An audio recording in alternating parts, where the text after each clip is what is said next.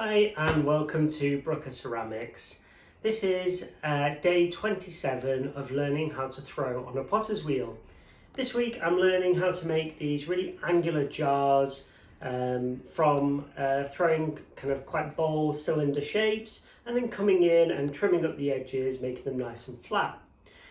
This work was inspired by Florian Gatsby, so if you're not familiar with his work, I'd take a look, just a quick Google search and you'll find him. And that forms the basis of me trying to make these angular forms. The one I made this week was this one here, so it's got quite a nice angular form as well as this tiny little this rim along the top. And this can be used for a vase or a planter or anything that you might want to use it in. I still haven't actually learned how to fire and glaze yet, that will come with time, but at the moment I'm just trying to perfect how to throw on a potter's wheel and build confidence. So I hope you enjoy the video as I walk you through all the steps and the processes that it took to go from a lump of clay into a final finished product like this.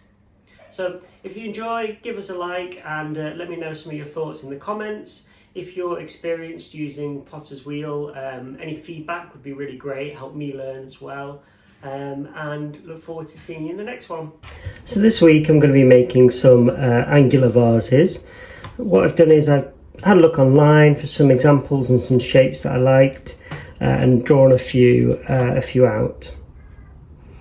What I think I want to go for this week is number 5, really quite short, stout, with kind of 3 main angles and then a lip. But I'm really keen to hear from you guys what you think I should have thrown this week. So if you like any of the others, just comment in the description the number which you'd like me to throw in the future, and if it gets enough votes then I'll make it in the next video. So to make this number 5, what we're looking for is these really sharp angular lines. It's probably going to be quite a small vessel.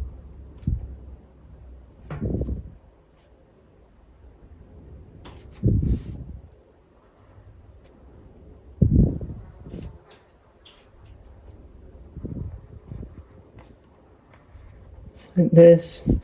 So I'm going to need something like this.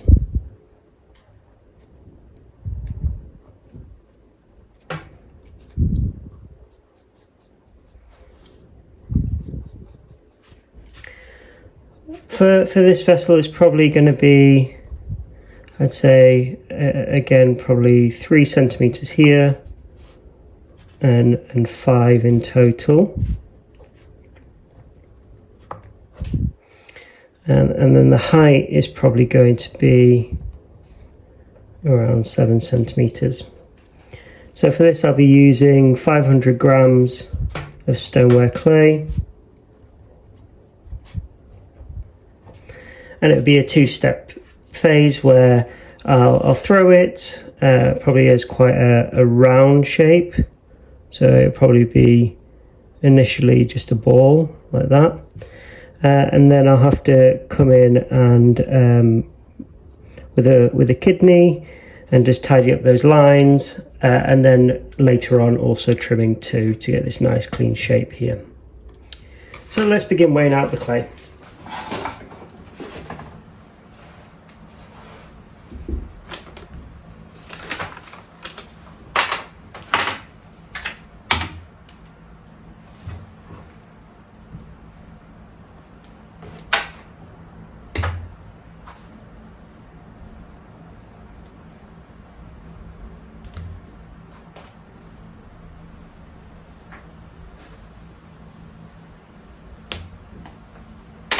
So I'll be making 3 of these, so I'm looking for around 1.5 kilos there. So I've got my 3 balls of clay all weighed out. I've got my test one that I'll be throwing off camera, one that I'll be throwing in this video, and then one for the short video that you can watch on my feed. Because it's quite hot today, I'm going to spray these down with some water and just lay a damp cloth over them, and it'll stop the balls of clay drying out because they're relatively dry already. So I'm going to take you down to the potter's wheel and we're going to begin throwing. So these ceramic vases are going to be relatively fragile, so what I want to do is throw it on a potter's bat, and this will allow me to remove it securely off the pottery wheel without warping or indenting the vessel form. So I'm going to zoom you in and I'm going to show you how to attach the bat to the wheel itself. I have a mini tutorial on how to do this and it will walk you through all the steps, so have a look through my playlist if you haven't seen that already. But for this I'm just going to attach it and show you the process very quickly.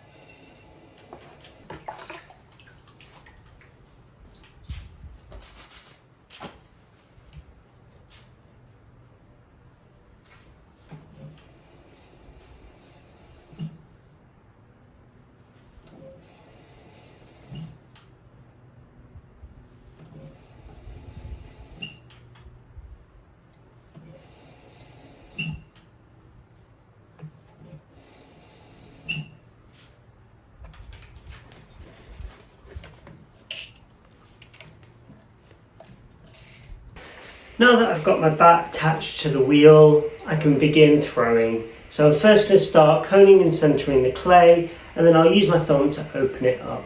So let's take a look at that.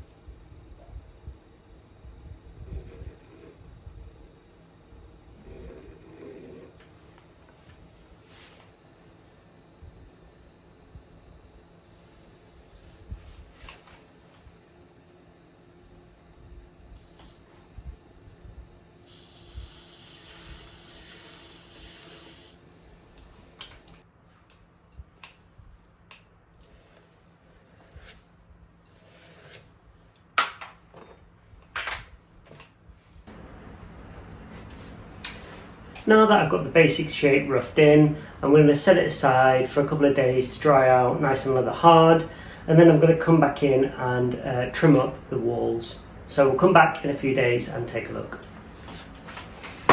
So a few days later, and the ceramic vessel is nice and leather hard and it's ready to be trimmed. So what I'm going to do is come in, stick it to the wheel and begin trimming it up. First I'll work on the top and then I'll also work on the bottom. I've left this possibly a little bit too long to dry out and it's definitely on the drier side at the moment.